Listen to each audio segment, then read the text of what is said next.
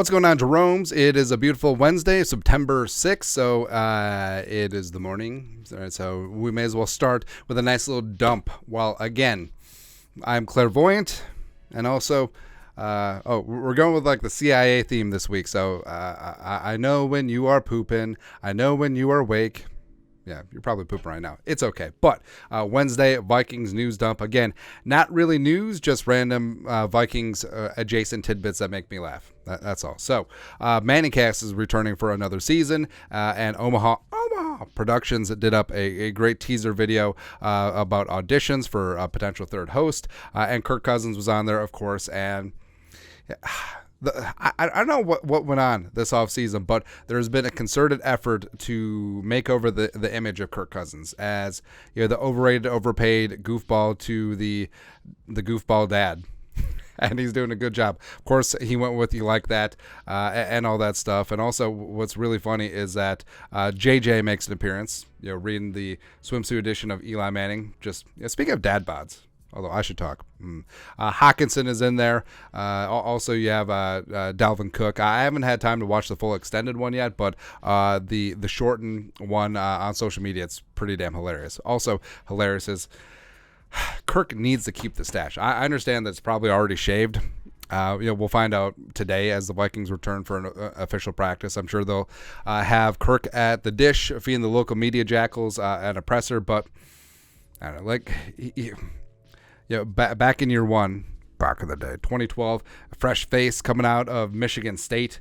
Back when he won, had a walk-off Hail Mary for the Spartans against Russell Wilson and the stupid Badgers. And then he comes into the league. He's backing up RG3, the pride of Baylor. And now after 12 years, after a dozen years, the years stop coming and they won't stop coming.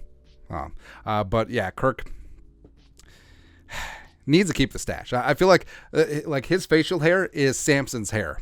We need to, like, if the Vikings struggle out of the gate and he shaves that mustache, or hold on, shaves a mustache, if Vikings struggle, he is going to have to grow it back. Not just for Movember, Mo-Sember, Mo-Uary, and Mo-Brewery. There you go. Vikings transaction. This is actually like news. There you go. So, Andrew Kramer, Star Tribune, go. The Vikings agreed to an injury settlement with undrafted rookie linebacker Abraham Beauplan and waived him from injured reserve today. So, there's opportunity to explain what goes on here. So Beauplan was waived by the Vikings from the 90-man roster, and he was given an injury designation. All right, so when players are waived with an injury designation, if they go unclaimed on waivers, which is what happens most of the time, they revert to team's injured reserve, and they collect their full year salary, which is fantastic for the player, and they have a chance to get healthy and hit it again next year if it was before the start of the season. But in season, sometimes, like Beauplan, in season with injured reserve, players can come back from it. And some players, they want the opportunity where they feel like their injury isn't going to restrict them for the full minimum 4 weeks, or they can come back with a better opportunity somewhere else, and teams will have an injury settlement. So they'll pay a portion of what was owed to the player on a salary, and the player is betting on themselves that, hey, I'll be able to latch on with another team, whether it be a practice squad or 53-man rooster, and be able to play and contribute this season. So that's what Beauplan is doing. So wishing the pride of Marshall, not Marshall, Minnesota, not Trey Lance. We are Marshall. That's right, Randy Moss, alma mater. Good luck to him going forward. Also, good luck. So, last year, the Little Caesars became the official pizza of the National Football League. What was it before? Was it Pizza Hut? I think it might have been. But Little Caesars, so, Little Caesars, the $5 hot and ready, it sort of gets a bad rap where it's not haute cuisine, right? It's not top tier, and it's no wood fired black sheep pizza here in the great state of Minnesota. It ain't that, right? But in a pinch, it's really good. And by a pinch, I mean like when I was in college or right out of college when I didn't have a lot of money, I would go for the Little Caesars, man. Especially like 2 a.m. I just went out and won the day, or won the morning, won the evening, whatever. And so when I went to Winona State, which is much better than Mankato State University Community College, which is the etymology of that joke, by the way. Winona State, a.k.a. the Harvard of the Midwest. I don't know if people know that. I don't know if they don't know, but they used to have a Little Caesar. I don't even know if it's still open, but it was on 5th Street, and it was a it was a combination liquor store / drive-through Little Caesars. It was one-stop shopping for a college kid's weekend, and it was fantastic. Plus, that Little Caesars, back when hot and ready's were actually $5. Actually, are they still $5? I don't know, but they had sausage hot and ready's. It's fantastic. Which, philosophical thought of the day: pepperonis are technically sausage. That's all. That's all I got. Anyways, speaking of not having much, so Chris Sims, Chris Sims, a son of Boomer Esiason, had a whatever career at Texas, had a whatever career in the National Football League, and now he's doing whatever on NBC Sports with Mike Florio, all that stuff. And Sims, so he's infamous, and es muy infamoso for having outlandish takes when it comes to draft quarterbacks because he only watches the tape, and some of his predictions are certainly off the wall, and I feel like he should get the benefit of the doubt because he played in the league. He played at high level college football as well, even though Major Applewhite was better. Hook him, baby. And also I feel like Sims understands the industry, where some people just say stupid-ish to say stupid-ish, but some people say stupid-ish in the media as a calculated strategy to get eyeballs, just really stir things up, right? And I think Sims has a little bit of that. So his NFC playoff picture, so Eagles 1, Niners 2. No problem there.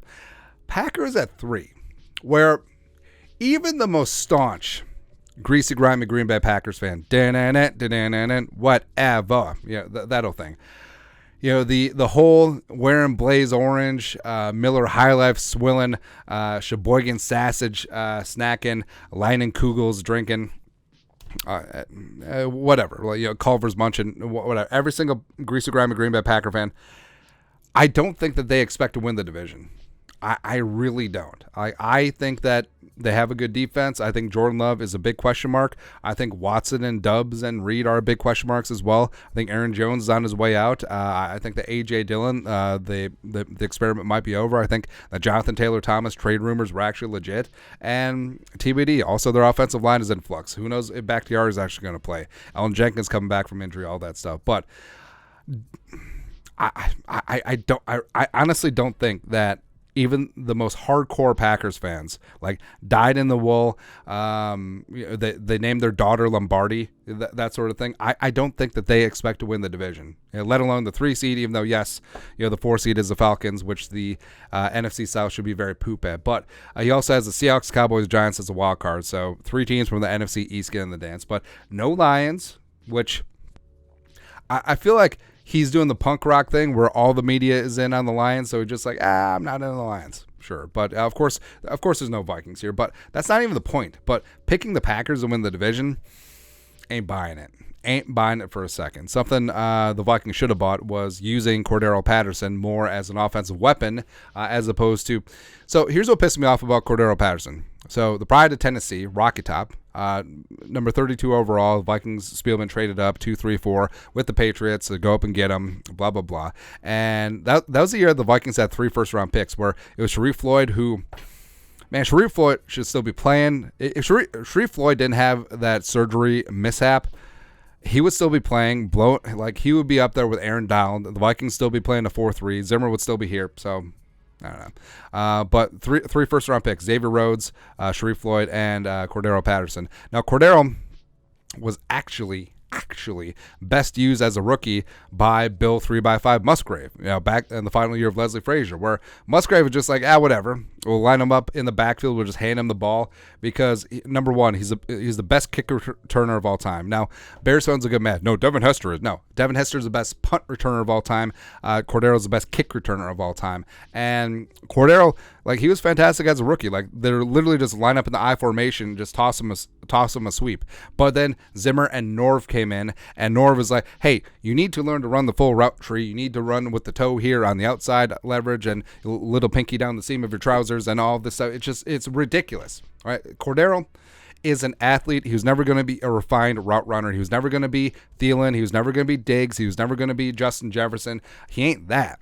He's a freakish offensive weapon, and the Vikings wasted him. He should still be here, frankly. And also, he bounced around the league for a little bit, going from the Bears and the Raiders. Actually, did he play for the Raiders? Or whatever. Oh, yeah, he did. The Raiders and the Patriots. And he finally found himself a spot with the Falcons, right? Where he's basically a running back, sometimes a returner, sometimes a receiver. And so people raised some eyebrows. We're looking at the unofficial Falcons depth chart where he has a J by his name, Arthur Smith and Company, FedEx. So instead of a wide receiver or running back, where Bergeron is running back 1, Algier running back 2, the pride of BYU. The wide receivers are Mack and Kadero Hodge and Drake and Scotty. Scotty doesn't know, but J is Cordero Patterson. Everyone's like, well, what does J stand for? But Cordero cleared that up by changing his Twitter his Twitter avatar to the Joker, because that does make sense. Where Joker, Midnight Toker, all that stuff. Where he's not a running back, he's not a wide receiver, he's an offensive weapon, just like Denard Shoelace Robinson from back in the day. I love it, man. I mean, what could have been? I mean, I still love me some Cordero. I think that he was a guy who you could just tell. He had great charisma. He just loved the game, and it was just great watching him. He was fantastic, man. Something that's less than fantastic. Unfortunately, on Tuesday, it was reported that Travis Kelce suffered a hyperextended knee at practice for the Chiefs, and of course, the Chiefs are hosting the Lions on Thursday Night Football kickoff. But here's my thing: so everyone is building up the Lions, hyping them up to unprecedented levels, like, oh, this is going to be the year the roar has been restored, Dan Campbell and all that stuff. And yeah, the Lions are going to be a good team. They're going to be tough, even though they started out 1-6 last year. They made a big time push. Did they make the playoffs? No, they didn't, but whatever. But starting them off on the kickoff game, I don't know, man. I don't know. But hey, let's make it as easy as possible for the Lions, who are still 6.5-point underdogs. That line's probably going to move if Kelce misses, but hey, they're missing Chris Jones, who's the second best defensive interior in the game, maybe first. Actually, if Chris Jones is 2, I'm not even putting Aaron Donald in 1. He may be 3. I'm putting Jeffrey Simmons at 1, but that's a controversy for another day. But now, Travis Kelce, allegedly the best tight end in the game until Hawkinson has a monster year this year. He's out. Hey, how about Mahomes goes and tries to play baseball for the White Sox? How about Andy Reid leaves for a Buddhist monastery? How about that? How about the Chiefs bench all their starters? They treat this one like a playoff game, and then somehow the Lions, low energy Detroit Lions, triumph 10-9 in this game, and then all the national media is like, hey, look at this. The hype is real. They just beat the Super Bowl champs. Please, it's ridiculous, man. Something that's not ridiculous is hopefully the return of King Kene and Wangu, who's currently the best kick returner in the game. Sean Borman, NFL go. Vikings running back King Kene and Wangu, lower back, is on IR. Oh, by the way, so the King Kene moniker, some people got offended in the comments. It's like, oh, how is he the king? What is he proven? So the nickname, the entomology, which is the word of the day on my word of the day calendar. But the origination of the nickname comes from King Kene Dalglish, the Scotsman who played for Liverpool for a number of years, is one of the all-time greatest football/soccer players in the world, and that's where it came from. King Kenny versus King Kene. All right, so it makes sense, right? But he's on IR, will miss the first 4 games of the season, but the strong belief is he'll be ready to go October 8th, the 5th game against the Kansas City Chiefs per Darren Doogie Wolfson, which is great. But also, it goes back to the stupid Lions, as everything does, where, hey, the Vikings play the Chiefs week 5, hosting them at historic U.S. Bank Stadium, but you know that Kelce will be 100%. You know that Chris Jones will end his holdout, and they'll be at full strength. In fact, they'll trade for Von Miller or something stupid like that, but it's okay. But I'm really happy for Kene and Wangu, where he sort of fell behind the 8 ball in terms of the running back competition, but he still is one of the best kick returners, if not the best kick returner in the game. I think that he can contribute something on offense, and it's unfortunate that he had whatever undisclosed injury he had throughout training camp, and he missed the bulk of training camp and all of preseason. But if he can get back on the field as soon as possible after coming off short-term IR, that would be fantastic. But that's it. kind of rambled on, but that's what I do, man. Zeppelin style. But your thoughts are our thoughts. Vikings Wednesday news dump. Let us know your thoughts and our thoughts in the comment section below. Subscribe for daily Vikings takes. Want to support the work? Put a little something in the Venmo. But till next time, Skol, production value.